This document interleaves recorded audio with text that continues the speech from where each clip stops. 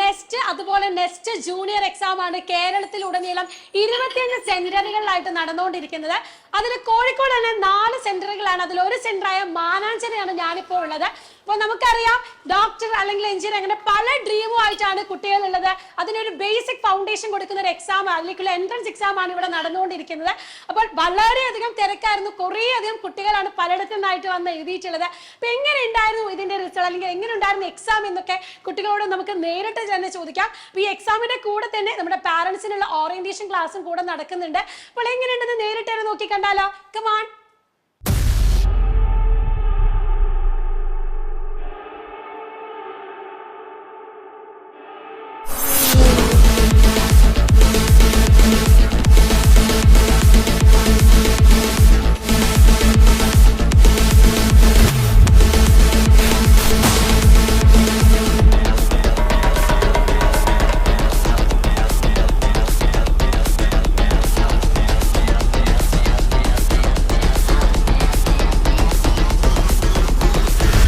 Next junior exam എങ്ങനെയുണ്ടായിരുന്നു?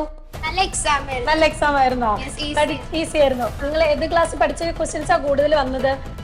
എനിക്ക് കുറച്ചുകൂടി ഈസി ആയത് ബയോളജിയാണ്. ഓക്കെ, അപ്പൊ നന്നായിട്ട് എഴുതിയില്ലേ?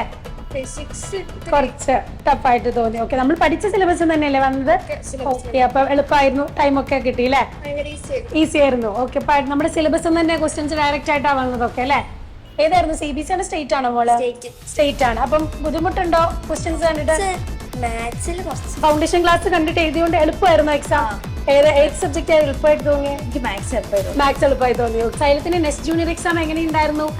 അടിപൊളിയായിരുന്നു. നെക്സ്റ്റ് ജൂനിയർ എക്സാം എങ്ങനെയുണ്ടായിരുന്നു? നല്ലതാണ്. ഏത് ക്ലാസ്സിലാണ്?